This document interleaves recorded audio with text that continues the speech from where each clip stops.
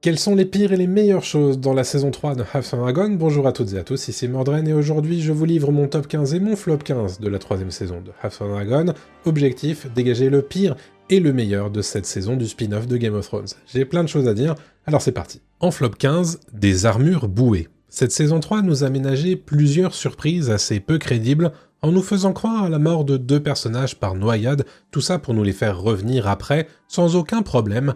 Je pense d'abord à Tyrion Lannister, bien sûr, jeté comme un sac à patates par-dessus bord par Shara Koloar, alors qu'il est entièrement vêtu de son armure de plate.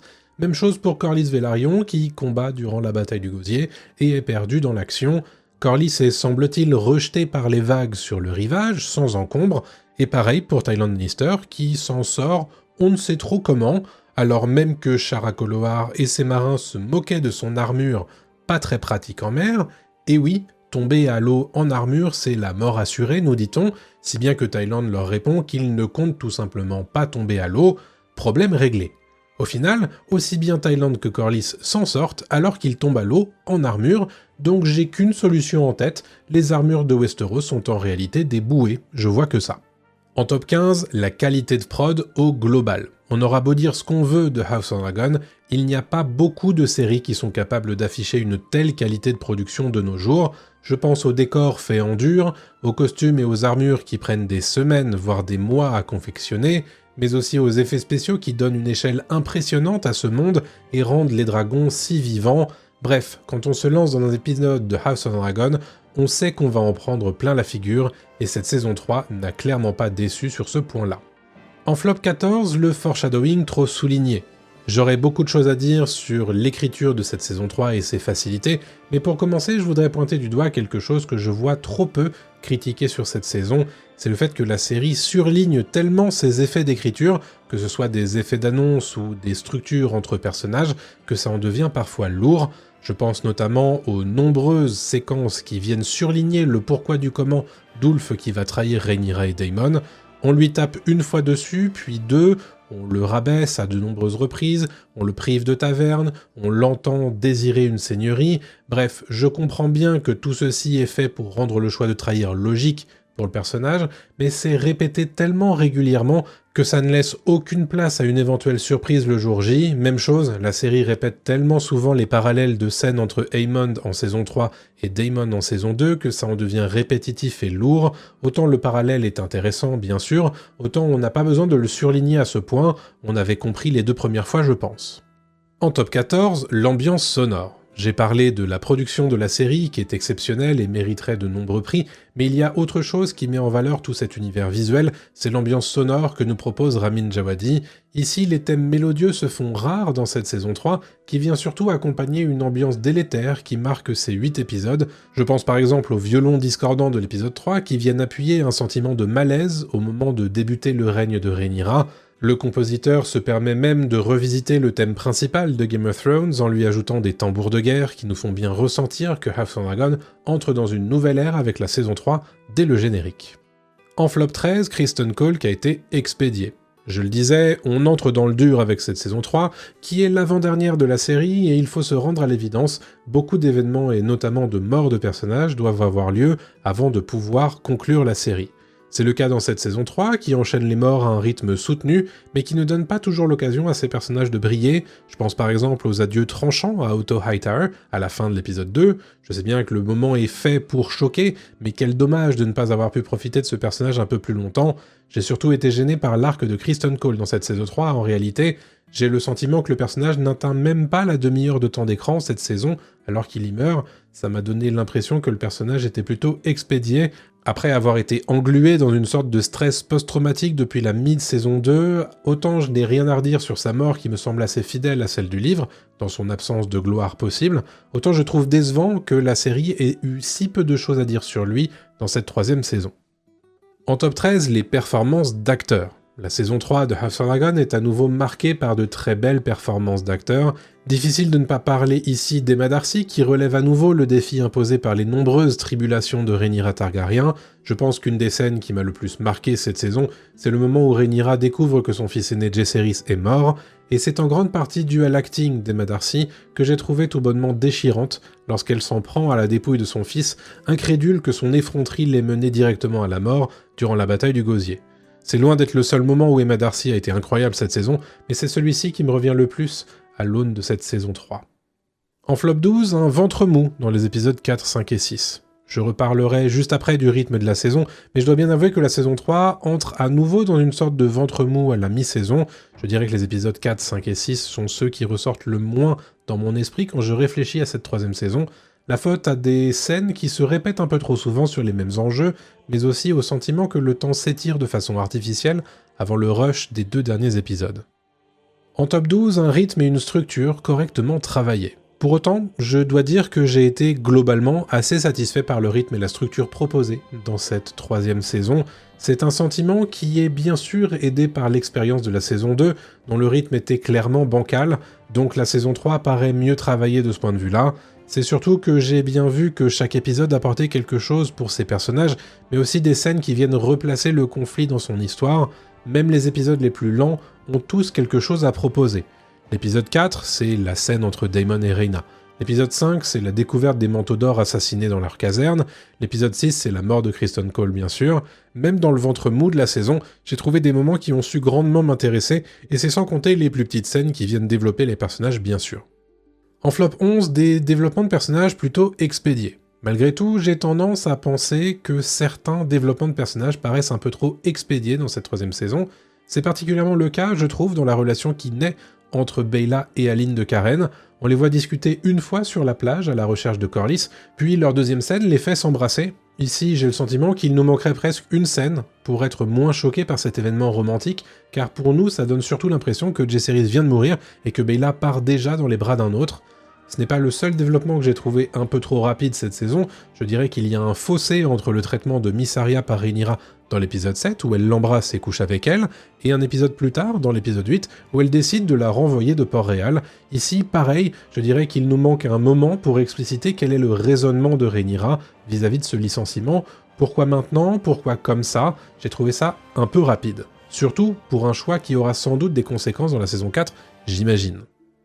En top 11, le point de vue des petits sur ce qui se passe. Depuis le début de la série, House of Dragon adopte résolument le point de vue de la monarchie et du 1% de Westeros qui s'entretuent pour le contrôle des 7 couronnes, mais j'ai trouvé assez rafraîchissant que la saison 3 nous propose aussi le point de vue des plus petits, ce qui met bien en perspective les actions de nos personnages principaux. Quand Daemon est à terre à Chutebourg, par exemple, il comprend la ruine et la dévastation qu'impose une guerre au feu dragon au petit peuple. On a aussi, à plusieurs reprises, le personnage de Kat, la femme d'Hugues Marteau, qui nous partage ses expériences terrifiantes sur la route, mais aussi dans la ville de Chutebourg, où elle pensait être à l'abri. Enfin, on voit bien que le général Hormund Hightower se fiche pas mal de mettre en danger la vie d'enfants innocents, si ça peut signifier repousser ses ennemis. Je trouve que cette perspective, vue d'en bas, manquait à la série et apporte beaucoup à cette saison 3. Avant de continuer avec mon top 10 et mon flop 10 de House of Dragon saison 3, je voulais vous rappeler que si vous appréciez House of Dragon et l'univers de Game of Thrones en général, vous êtes exactement au bon endroit. Vous retrouverez bientôt sur la chaîne des vidéos d'actu sur Night of the Seven Kingdoms saison 2, sur House of Dragon saison 4, mais aussi sur le film dédié à la conquête d'Aegon, alors n'oubliez pas de vous abonner avec la cloche pour ne rien rater des prochaines vidéos. On est bientôt à 30 000 abonnés, alors rejoignez-nous. En flop 10, des téléportations et des personnages téléguidés. La saison 3 de House of Dragon se laisse parfois aller à certaines facilités d'écriture. Je mentionnerai par exemple des téléportations intempestives de personnages qui, comme par hasard, ont les coordonnées GPS de ceux qu'ils recherchent. C'est le cas de Tyland Lannister par exemple, qui, tout juste sorti on ne sait comment des eaux de la marque, trouve de quoi s'habiller richement avec le lion Lannister, mais en plus, c'est exactement qu'il doit aller à Repos des Freux, et là, hasard de dingue, le voilà qui trouve Larys et Aegon. C'est un peu trop pratique, bien sûr. Même chose, quand Daemon cherche Rhaena dans le Val dans l'épisode 7, il tombe comme par hasard sur Voleur de moutons, comme quoi, quand les personnages doivent trouver un dragon, ils le trouvent, alors que Vhagar, elle est visiblement championne intercontinentale de cache-cache draconique. Non seulement Daemon sait exactement où trouver Voleur de moutons, mais il n'est pas seul. Rhaenyra et Adam se joignent aussi à la fête. Quand on y réfléchit un petit peu, c'est vrai que c'est un peu gros quand même. Après, ça donne une scène giga cool, donc bon, je vais pas trop m'en plaindre non plus. En top 10, Helaena tout au long de la saison. House of Dragon donne enfin à Helaena l'occasion de briller. Et c'est pas trop tôt quand même, je trouve que la rajouter dans la vision de Daemon à la fin de l'épisode 8 de la saison 2 a débridé les scénaristes concernant les rêveries d'Helaena, et ça nous donne une saison 3 pour elle qui est bien plus intéressante pour la sœur d'Aegon. Elle livre de nombreuses énigmes à son entourage, bien sûr, mais elle fait aussi des prédictions sur l'avenir de la danse des dragons avec sa broderie, que j'ai trouvé très cool. Enfin, les visions d'Helaena dans l'épisode 7 étaient vraiment fortes et pleines de sens, comme j'ai eu l'occasion de les décrypter dans mon analyse. Mention spéciale évidemment à l'apparition furtive mais remarquée de sa dragonne Songcheveux, qui a été redesignée pour l'occasion. Non seulement c'était cool, mais en plus ça avait des jolies significations. En flop 9, Harrenhal. Dès la saison 2, Harrenhal faisait figure d'intrigue qui aurait pu être rabotée pour donner du temps d'écran ailleurs. C'est toujours le cas dans la saison 3, car comme je m'y attendais, on se sert du château et d'Alice Rivers comme d'excuse pour empêcher Aemon de tourner en rond, et même si au final le personnage a son évolution dans cette saison 3, du fier régent au jeune frère plein de remords, je trouve que ce qui se passe à Harrenhal, hormis quelques coups d'éclat, manque de charme. D'autant plus que la série a quasiment supprimé les visions qu'avait vécues Daemon en saison 2, c'est dommage parce que c'était ce que je trouvais presque le plus intéressant autour de Daemon dans la deuxième saison. Bref, il y a des choses intéressantes à en tirer dans l'évolution d'Aemon bien sûr et dans l'histoire d'Alice Rivers, mais Harrenhal s'impose toujours comme un segment de l'intrigue trop frustrant pour ne pas figurer dans mes flops. En top 9, le personnage de Daemon. J'ai globalement bien aimé ce qui se passe avec Daemon dans cette troisième saison de House of Dragon.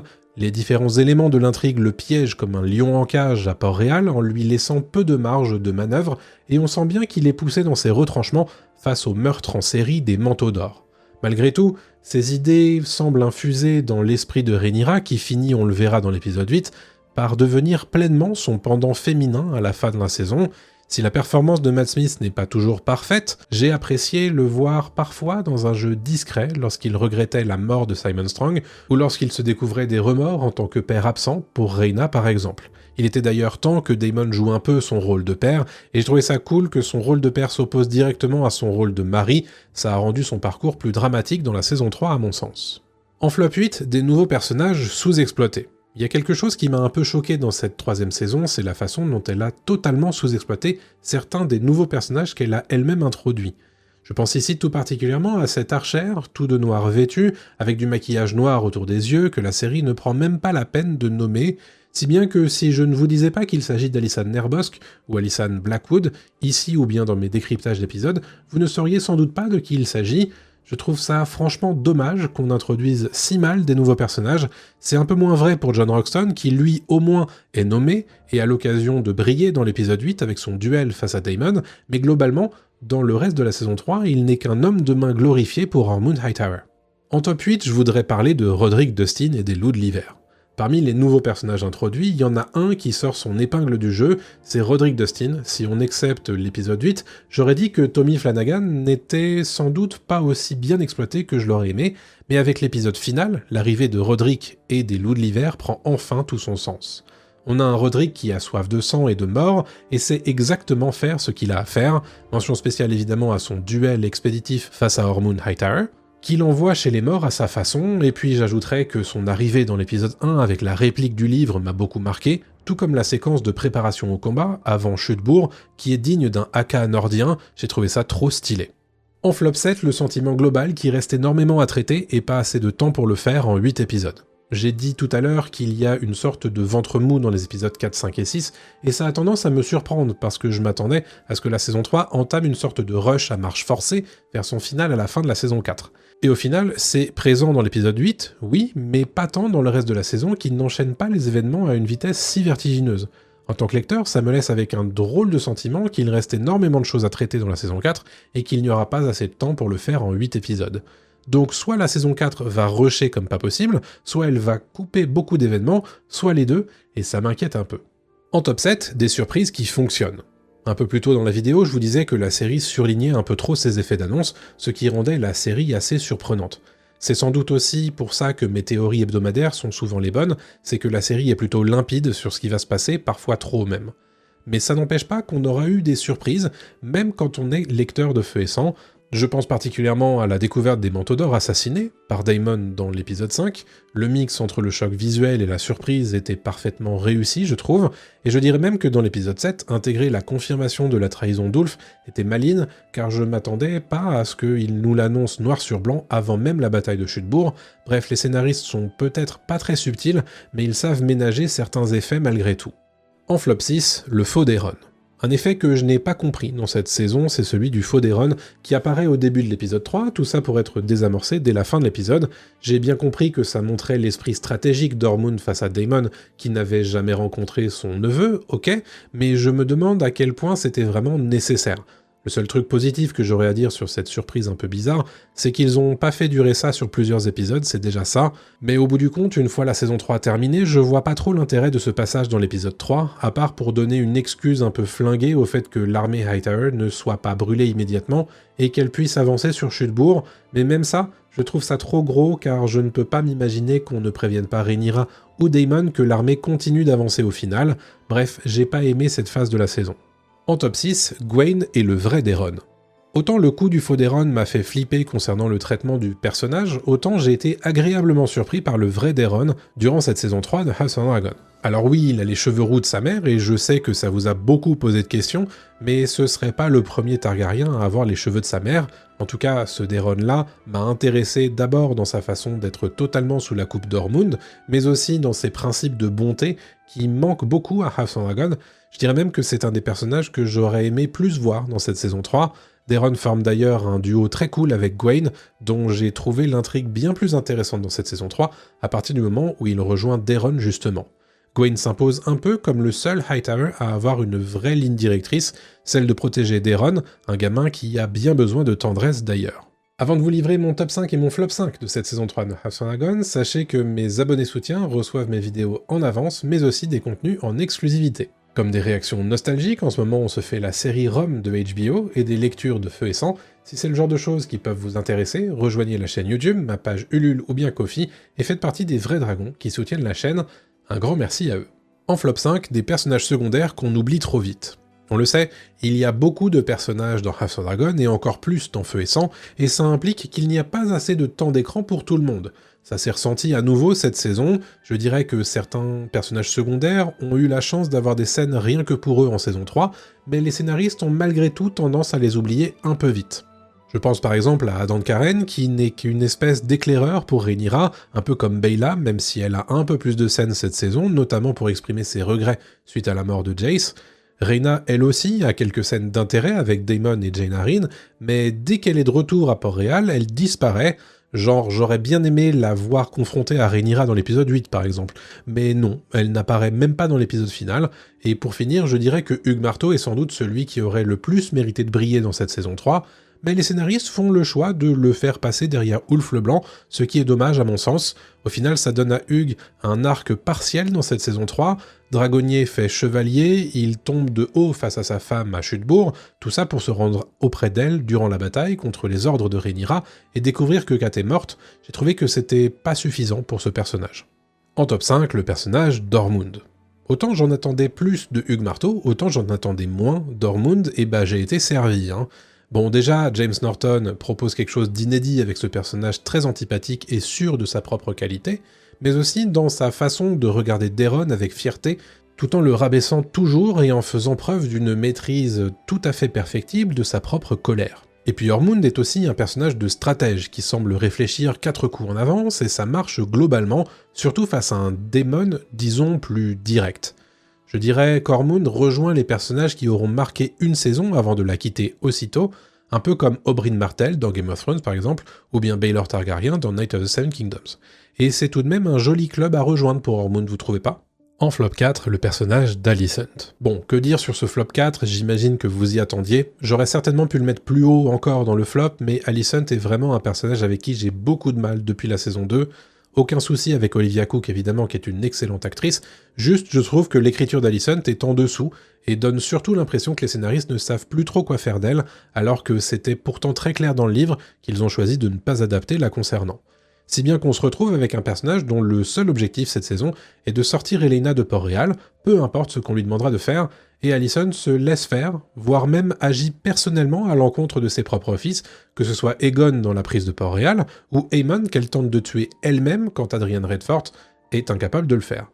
Tout ça me paraît trop gros pour être logique, même si Alicent n'a pas vraiment d'amour pour ses fils, on le sait, je la vois mal activement chercher à les tuer, bref, j'ai plus trop d'espoir la concernant maintenant. En top 4, la descente aux enfers de Rhaenyra. Un truc que la saison 3 écrit bien pour le coup, c'est comment Rhaenyra s'enfonce peu à peu dans les ténèbres après la prise de Port-Réal. C'est tout ce qu'elle a toujours voulu depuis l'enfance, et maintenant qu'elle est sur le trône, tout semble lui refuser ce qu'elle veut. Elle s'imagine en tant que reine clémente et pleine de principes, tout ça pour finalement devenir l'image même d'un tyran, façonné à l'image de Daemon, qui lui explique à longueur d'épisode que sa destinée divine est de régner sur tout le monde connu, et les différents problèmes qu'elle connaît depuis son arrivée au Donjon Rouge sont autant de grains de sable qui viennent faire gripper la machine de ses bonnes intentions, jusqu'à ce qu'elle s'exprime dans l'épisode 8 face au petit peuple qu'elle tente de convaincre de sa destinée, le tout avec un look de guerrière alors qu'elle voulait absolument éviter cette imagerie dans l'épisode 3. Rhaenyra la Clémente n'existe pas, seule Rhaenyra la Cruelle existe désormais, et c'est tous ces petits moments peut-être répétitifs de la saison 3 qui l'ont menée à ce qu'elle est à présent. Personnellement, j'ai commencé à douter vers la fin de la saison, mais je trouve que l'atterrissage de l'épisode 8 en valait la peine. En flop 3, des moments importants du livre qui manquent. Vous l'avez certainement vu dans les commentaires sur la chaîne ou bien ailleurs sur internet, il est difficile d'avoir lu Feu et Sang et de faire totalement abstraction de ce que House of Dragon aurait pu être si elle avait été plus fidèle au livre. Et si je trouve que certaines déviations de la série sont intéressantes, je trouve malgré tout que certains moments importants du livre me manquent. La bataille de l'Hydromel ne me manque pas en tant que telle, par contre elle aurait pu permettre d'expliciter pourquoi on appelle Daeron le Hardy, car à l'heure actuelle rien ne le justifie vraiment dans la saison 3. De même, la bataille de la Berge du Lac, alias la curée des poissons, aurait été très cool à voir, c'est quand même la bataille terrestre la plus meurtrière de la Danse des Dragons, mais je comprends pourquoi en termes de budget on n'a pas pu la voir. Enfin, et même si j'apprécie ce qui a été fait de Helaena dans cette saison, je dois dire que le destin de Maelor, son deuxième fils au destin si marquant dans le livre, manque à l'appel, et ça m'a vraiment manqué. En top 3, les batailles qui envoient du bois. Malgré l'absence de 2 batailles majeures du livre, je dois dire que malgré tout, les 2 batailles qui sont présentes dans la saison 3 m'ont envoyé du rêve. Que ce soit la bataille du Gosier, qui nous propose effectivement du jamais vu à la télévision, mais surtout une bataille bien huilée et centrée sur ses protagonistes, mais aussi la bataille de Chutebourg qui est bien violente et âpre. Je trouve que les choix de mise en scène étaient logiques, et ce que j'ai vu à l'écran m'a vraiment impressionné. Bien sûr, ce n'est pas du niveau d'un blockbuster hollywoodien, et encore, vu le niveau de certaines gigaproductions ces derniers temps, je trouve que c'est plutôt très correct. J'ajouterais aussi la bagarre draconique de l'épisode 7, à laquelle je ne m'attendais pas du tout, et qui m'a particulièrement frappé, notamment pour l'implication que j'avais dans cette bataille, mais j'y reviendrai tout à l'heure. En flop 2, des modifications de la source qui sont difficilement justifiables. J'ai parlé tout à l'heure des choix d'adaptation de la série, et je voudrais en remettre une couche ici, au sujet des modifications de la source qui m'ont semblé difficilement justifiables. Je pense particulièrement aux trahisons de Chutebourg, que j'ai trouvé bien jouées du côté d'Ulf, certes, mais sans spoiler, il m'a manqué un des gros pans des trahisons du livre, que la série a décidé de ne pas adapter, ou bien de repousser à plus tard, et je ne m'explique pas pourquoi. De même, le catapultage d'Alicent à Harrenhal n'a ni queue ni tête en vérité, tout le monde sait qu'elle va échouer, personne n'y croit, mais on le fait quand même, alors pourquoi? Bah on sait pas trop en vérité. Bref, j'ai trouvé ça pas terrible, comme c'est souvent le cas avec Alicent depuis la saison 2, car c'est sans doute le personnage le plus mal écrit de la série malheureusement. En top 2, les dragons. J'ai eu l'occasion de le dire dans mes analyses hebdomadaires, mais une des choses que réussit le mieux cette série, c'est de nous présenter ces dragons comme des personnages à part entière, auxquels on s'attache avec le temps. J'ai particulièrement aimé dans cette saison 3 les petits bouts de scène où les dragons font autre chose que se battre. C'est présent dans les petits câlins que se font Caraxès et Syrax, ou bien Vermithor et Aile d'Argent, mais aussi dans les petits moments qu'on voit entre Caraxès qui boit de l'eau à côté de Daemon, ou bien qui va poser son museau sur lui après qu'il est tombé de sa selle. Tout ça n'est pas obligatoire pour que la série fonctionne, mais ils le font parce qu'ils savent bien que ça va nous donner de l'attachement pour ces bestioles pourtant faites de pixels, et c'est pour ça que la bataille des dragons dans l'épisode 7 a aussi bien marché sur moi par exemple, j'avais simplement pas envie qu'ils se fassent du mal. Ajoutez à ça le fait que les dragons montrent aussi qu'ils ont leur volonté propre, même face à des dragonniers expérimentés, n'est-ce pas Daemon, et vous aurez une vraie réussite de cette saison 3, sans oublier le design de voleur de moutons que j'ai adoré personnellement. En flop 1, une impression de surplace par moment. J'ai parlé du fait qu'on avait trop de choses à faire avec seulement 8 épisodes en saison 4, c'est une frustration qui est d'autant plus grande pour moi que certaines intrigues font clairement du surplace dans cette saison 3. L'exemple parfait, c'est évidemment Aemond à Harrenhal, qu'on a l'impression de voir parqué ici durant toute la saison, car il faut le ménager avant de le relâcher dans la saison 4. Même chose pour Vhagar, qui est perdue tout du long de la saison 3, sans vraie raison, juste parce qu'on n'a pas besoin d'elle avant la saison finale, j'imagine, et cette impression de surplace est très présente dans d'autres intrigues, comme les scènes du conseil restreint de Rhaenyra, où rien n'avance vraiment et tout se répète à intervalles réguliers, comme lors de ces scènes face à Alicent. Ça joue beaucoup sur cette sensation de ventre mou qu'on a dans les épisodes 4, 5 et 6 notamment, où on a beaucoup de scènes qui se répètent entre Rhaenyra et Alicent, entre Rhaenyra et son conseil, entre Rhaenyra et Daemon, mais aussi entre Aegon et Larys, ou encore autour des humiliations subies par Ulf, et quand on prend un peu de la hauteur face à ce sujet, on se dit qu'on aurait certainement pu couvrir plus d'événements dans la saison 3 si on avait un tout petit peu moins répété certaines choses qui étaient, je l'ai dit, assez évidentes au bout d'un moment. C'est sans doute mon plus grand regret de cette saison 3. Et enfin en top 1, l'arc d'Aegon. Je terminerai avec ce que j'ai préféré dans cette troisième saison, c'est l'arc d'Aegon le ressuscité. J'ai eu l'occasion de le dire dans mes analyses, mais on voit Aegon à la fois à son point le plus bas, au début de la troisième saison, pour vivre ensuite son moment le plus fort dans l'épisode 7, lorsqu'il retrouve son dragon Feu du Soleil. Ça aussi, ce retour de dragon était plutôt évident, mais ça ne l'a pas empêché d'être particulièrement impactant à l'écran. J'ai beaucoup apprécié l'aspect visuel de cette résurrection pour Aegon, qui est matérialisé par le retour en fanfare de Sunfire, mais aussi l'aspect moral d'un Aegon II, prêt à se livrer et à affronter son destin comme un roi, dit-il, et non dans l'infamie d'une mort qu'il renie, tout ça pour au final reprendre le dessus grâce à son dragon que seul lui ne pensait pas mort.